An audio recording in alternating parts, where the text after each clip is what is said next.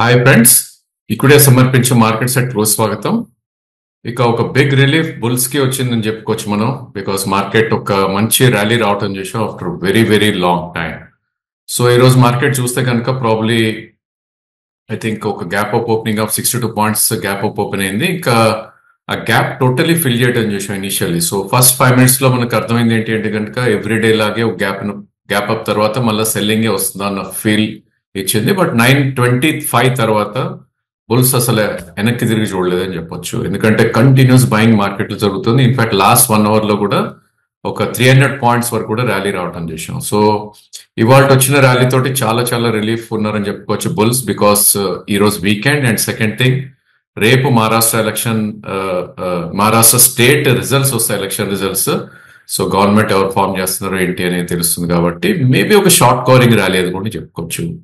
ఏదైనప్పటికీ good thing ఏంటి అంటే కనుక వెరీ పాజిటివ్ ఏంటంటే 200-day moving average 3 days close అయినాక ఇవాళ 4th డే దానిపైన అది కూడా వెరీ వెరీ కంఫర్టబుల్ గా క్లోజ్ అవటం చేసాం. సో ఈ స్టేజ్ లో 23,542 200-day మూవింగ్ యావరేజ్ అండ్ మన క్లోజింగ్ చూస్తే కనుక 23,900 దగ్గర క్లోజ్ అవటం చేసాం. ఆఫ్ కోర్స్ హై 23,956 కూడా వెళ్ళటం చూసాం. సో ఈ రోజు ఓపెన్ ఎండ్ లో ఆల్మోస్ట్ సేమ్, మేబీ ఒక 30-40 పాయింట్స్ అబరేషన్ తప్ప, అండ్ క్లోజ్ ఎండ్ హై కూడా almost same 30-40 aberration. So big green candle రావటం చూసాం మనం, విచ్ ఇండికేట్స్ మేబీ ఒకవేళ 24,000 పైన క్లోజ్ అయింది నెక్స్ట్ వీక్ అనుకుంటే కనుక ఒక ఫర్దర్ షార్ట్ కవరింగ్ ర్యాలీ వచ్చే ఛాన్సెస్ ఉంటుంది.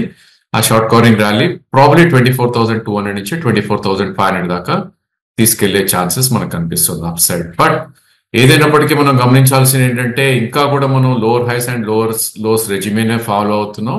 అఫ్ కోర్స్ మనకి 2 days బ్యాక్ ఏదైతే ఒక ర్యాలీ వచ్చిందో ఆ ర్యాలీ ఆ రోజు కూడా 23,780 వచ్చింది.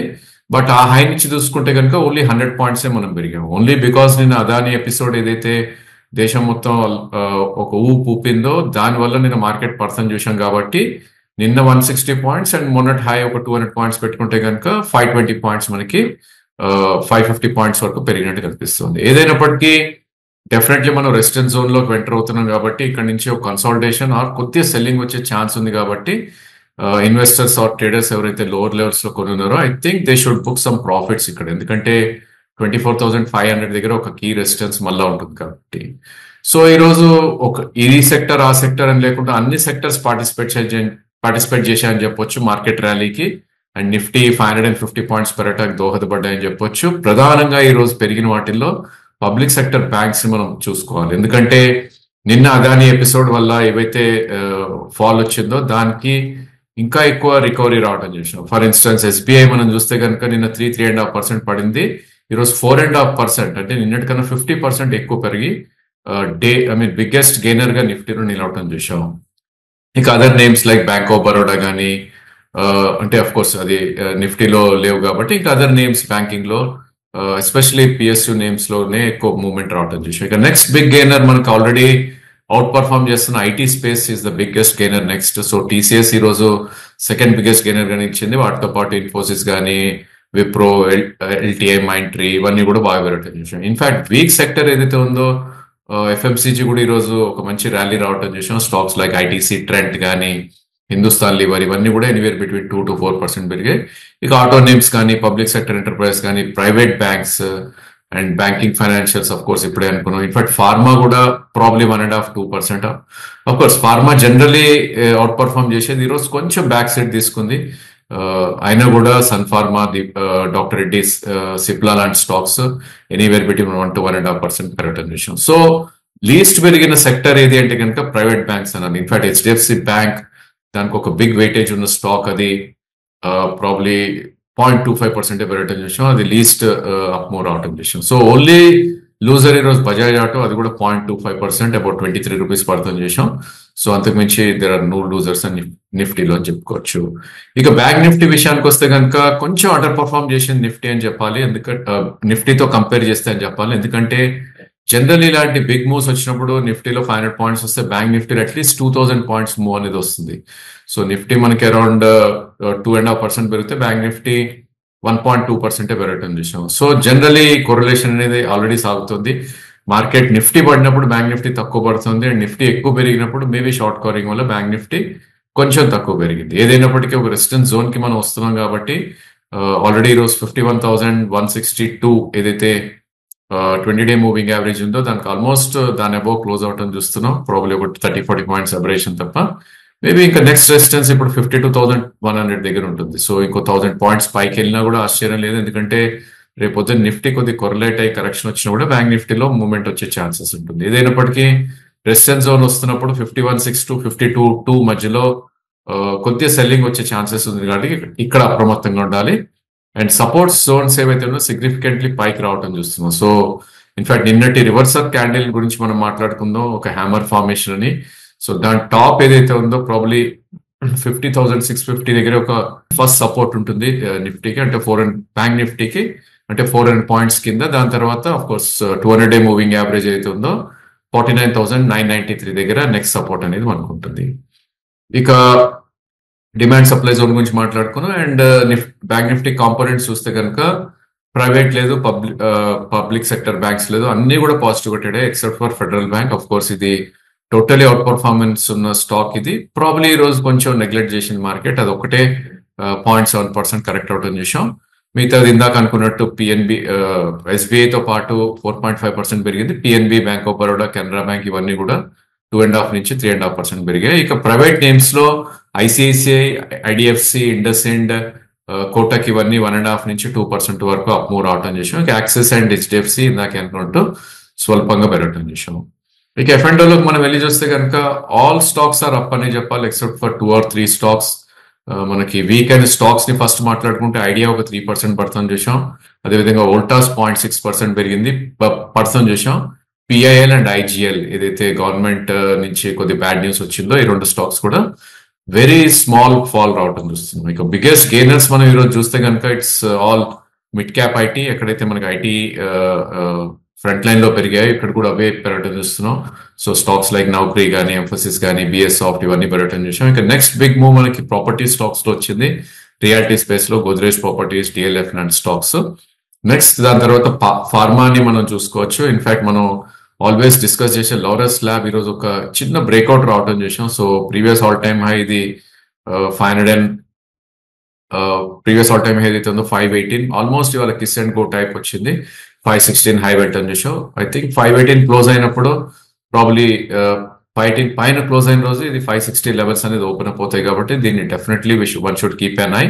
సో ఇంతకుముందు మనం 459 టైప్స్ ఆఫ్ సపోర్ట్ పాయింట్ అనుకుంది కాస్త ఇది క్లియర్లీ అప్పర్ సైడ్ కి జరగటం చూస్తున్నాం. 474 ఇప్పుడు ఒక క్లియర్ సపోర్ట్ ఉంటుంది. ఇన్ఫాక్ట్ ఈ stock higher highs and higher lows రెజ్యూమీలో ట్రేడ్ అవుతుంది కాబట్టి ఈ స్టాక్ ని వాచ్ లిస్ట్ లో పెట్టాలి. అదర్ నేమ్స్ లైక్ గ్రాన్యూల్స్ కానీ ఇవన్నీ కూడా కొద్దిగా పెరగటం చూసాం. ఇక సిమెంట్ ప్యాక్ కానీ you name anything, speciality chemicals లేదంటే పబ్లిక్ సెక్టర్ స్పేస్, అన్ని స్టాక్స్ లైక్ డిఫెన్స్ కానీ, హెచ్ఏఎల్ లేదంటే మెటల్స్ గిటల్స్ అన్ని కూడా బాగా పెరగటం చూసాం. సో నిన్న బాగా కరెక్ట్ అయిన అదాని కౌంటర్స్ ఏదైతే ఉందో ఏసీసీ ఇన్ఫాక్ట్ 3.5% అప్ మూవ్ అవటం చూసాం. అదేవిధంగా అంబుజా సిమెంట్ కూడా ఒక పాజిటివ్ లో క్లోజ్ అయ్యి ప్రాబ్లీ ఆ స్టాక్ కూడా ఈ రోజు ఒక 4% కూడా పెరగటం విషయం. అంటే ఆల్రెడీ మనకి నిన్నటి గ్యాప్ ఏదైతే ఉందో ఫిల్లింగ్ చేసే ప్రక్రియ స్టార్ట్ అవుతుంది కాబట్టి probably except for flagship company I think Adanis లో ఎక్కువ ఐ థింక్ డౌన్ ఫాల్ అనేది రాకపోవచ్చు అని కూడా ఒక సూచిస్తుంది. ఇక క్యాష్ సెగ్మెంట్ లో చూస్తే కనుక ప్రాబ్లీ ఇట్స్ ఆల్ మిక్స్డ్, ఎందుకంటే it's not a broad based rally, it's only Nifty rally లాగా మనకు కనపడుతుంది. ఎందుకంటే క్యాష్ సెగ్మెంట్ లో అన్ని స్టాక్స్ కూడా పెరగలేదు కాబట్టి only few stocks have gone up. So Praj industries వాళ్ళ మేనేజ్మెంట్ వచ్చి 2030 వరకు విల్ గ్రో బై 30% అని వాళ్ళ వైస్ చైర్మన్ చెప్పడంతో ఈ రోజు ఒక ప్రైస్ వాల్యూమ్ బ్రేక్అవుట్ రావడం చూసాం. ఇన్ఫాక్ట్ స్టాక్ 17% పెరిగింది, వాల్యూమ్ 94 lakhs అయింది. దీని యావరేజ్ వాల్యూమ్ మనకు పర్ డే చూస్తే కనుక 4 to 5 lakhs అయింది. Maybe some institution by. దాని తర్వాత రియాలిటీ కంపెనీస్ లో ఒక మంచి మూవ్ రావటం చేసాం, లైక్ రేమాండ్ అండ్ శోభా లాంటి కంపెనీస్ లో ఒక బిగ్ మూవ్ రావటం చేసాం. అండ్ ఇంకా అదర్ నేమ్స్ లైక్ సుప్రియా కానీ, ఫైన్ ఆర్గానిక్స్ కానీ, swan energy, Jackson pharma, spark, shipping corporation, Naukri, of course ఇందాకే మాట్లాడుకున్నాం, మనోరమ కానీ, కాబరా ఎక్స్ట్రిమిష్, Paytm. In fact Paytm and Supriya life ఒక స్వింగ్ హైస్ పైన కూడా క్లోజ్ అవటం చేసాం. బట్ చాలా స్టాక్స్ ఏవైతే 8 to 10% పెరిగాయో అవి కూడా ఆ స్టాక్స్ కూడా చాలా మటుకు below 200-day moving average trade అవుతున్నాయి కాబట్టి చాలా చాలా అప్రమత్తంగా ఉండాలి. ఏ స్టాక్ పడితే ఆ స్టాక్ మళ్ళీ again we shouldn't buy. So weekend stocks మనం చూస్తే కనుక నెట్వర్క్ 18 ఒక 5%, Kitex last couple of days గా ఎవ్రీడే అప్పర్ సర్క్యూట్ ఉంది, ఈ రోజు కొంచెం రిట్రేస్ అయ్యి 4% కరెక్ట్ అయింది. ఇన్ఫాక్ట్ అదాని పవర్ లో there is some sell off, though మనకి Adani Enterprise and Adani Ports ఏదైతే నిఫ్టీలో ఉందో వాటిలో పాజిటివ్ ఉన్నా కూడా ఇక్కడ ఒక 3% క్రాక్ అవుట్ అని చేసాం. సేమ్ థింగ్ కేపీఐ గ్రీన్, ఇది ఒక లోవర్ లోస్ ఫార్మేషన్ జరుగుతుంది. Shilpa media last couple of days గా పెరిగింది, ఈ రోజు కొంచెం ప్రాఫిట్స్ గివ్ అప్ చేసింది అనొచ్చు. ఇంకా ఐనాక్స్ విండ్ స్టాక్, దీనిలో ఒక లోవర్ లోస్ ఫార్మేషన్ జరుగుతుంది. స్టాక్ ఆల్రెడీ 260 నుంచి 184 దాకా కరెక్ట్ అవడం చేసాం. సో దీని 200 మూవింగ్ యావరేజ్ 176, సో అక్కడ సపోర్ట్ తీసుకుంటుందని వేచి చూడాలి. ఇన్ఫాక్ట్ ఒలక్ట్రా ఒక న్యూయర్ లోస్ ఫార్మేషన్ జరుగుతుంది వీక్లీ చార్ట్స్ లో కూడా, సో అది కూడా ఒక 3% కరెక్ట్ అయ్యి అబౌట్ 1390 దగ్గర క్లోజ్ అవుట్ చూస్తున్నాం. సో ఓవరాల్ మార్కెట్ బ్రెత్ అయితే ఈ రోజు పాజిటివ్ గా ఉన్నప్పటికీ మేబీ రానున్న రోజుల్లో ఒక టైం వైజ్ కరెక్షన్ కొద్ది సైడ్ వేస్ వెళ్ళే ఛాన్సెస్ ఉంటుంది. డెఫినెట్లీ రేపు మనకి మహారాష్ట్ర ఎలక్షన్ రిజల్ట్స్ ఉంటుంది, దాని రియాక్షన్ మండే రోజు ఉంటుంది. ఇంకా గుర్తుపెట్టుకోవాల్సింది ఏంటంటే Nifty higher highs and higher lows formation లోకి ఇంకా రాలేదు. స్టిల్ మనం lower highs and lower lows దానిలోనే రెజ్యూమీలో ఉన్నాం కాబట్టి ఐ థింక్ ప్రాబ్లీ నిఫ్టీ 25,400 పైన క్లోజ్ అయ్యేంత వరకు కొద్దిగా అప్రమత్తంగానే ఉండాలి. ఇన్ఫాక్ట్ ప్రాఫిట్స్ బుక్ చేసుకున్నా కూడా దేర్ ఇస్ నో థ్రెట్ అని అనుకోవచ్చు. సో ఐపీఓ మార్కెట్ అందరు మర్చిపోయారు, చాలా మంది ఎవ్రీబడి అప్లై చేస్తున్నారు. ఇంతకుముందు చాలా ప్రాఫిట్స్ వచ్చినాయి అందరికి, but last couple of IPOs చాలా చేదు అనుభవాలు విస్తరం చూస్తున్నాం మనం. సో వాటిల్లో చాలా చాలా అప్రమత్తం ఉండాల్సిన టైం ఇది. అండ్ మార్కెట్ కూడా బ్రాడ్ బేస్ ర్యాలీ కాదు కాబట్టి ప్రాబ్లీ ఈవెన్ ఐపీఓస్ కూడా అవాయిడ్ చేసిన ఇట్స్ ఎ గుడ్ ఐడియా అని మా ఉద్దేశం ఇలాంటి టైంలో. ఎందుకంటే ఈరోజు జైకా లాజిస్టిక్స్ ఏదైతే ఐపీఓ వచ్చిందో ఈరోజు లిస్ట్ అయిందో ప్రాబ్లీ ఒక 5% డౌన్ లో క్లోజ్ అవుట్ అని విషయం. సో మన మనీ ఐపీఓలో పెట్టి 2-3%, 5% డౌన్ లో చూసే కన్నా మేబీ ఐపీఓ లిస్ట్ అయినాక ప్రైస్ డిస్కవర్ వచ్చినాక సెకండరీ మార్కెట్ లో కొంటే ఇట్స్ ఎ గుడ్ ఐడియా అని మా ఉద్దేశం. అండ్ ప్రాబ్లీ ఐ థింక్ ఇక్కడ కొంచెం అప్రమత్తంగా ఉండాల్సిన టైం, బికాస్ ఓకే బాటమ్ అయిపోయింది, ఇక్కడ నుంచి మార్కెట్ పెరుగుతుంది అన్న ఇండికేషన్స్ ఎక్కడా లేవు ఇప్పుడు కూడా. మేబీ నెక్స్ట్ వీక్ ఏదైతే మంత్లీ ఆప్షన్స్ ఎక్స్పైరీ ఉందో అది 24/5, ఒకవేళ స్మార్ట్ మనీ ప్లే చేస్తే ఇంకో 500 పాయింట్స్ పెరిగినా కూడా ఆశ్చర్యం లేదు. బట్ స్టిల్ ప్రాఫిట్ బుకింగ్ అనేది as a trader one should try to do అని మా ఉద్దేశం. అండ్ 24,550 పైన క్లోజ్ అయిన రోజు మళ్ళీ ఫ్రెష్ లాంగ్ ఇనిషియేట్ చేసే ప్రయత్నం చేయాలి. So that's all for today. Thank you for watching the video.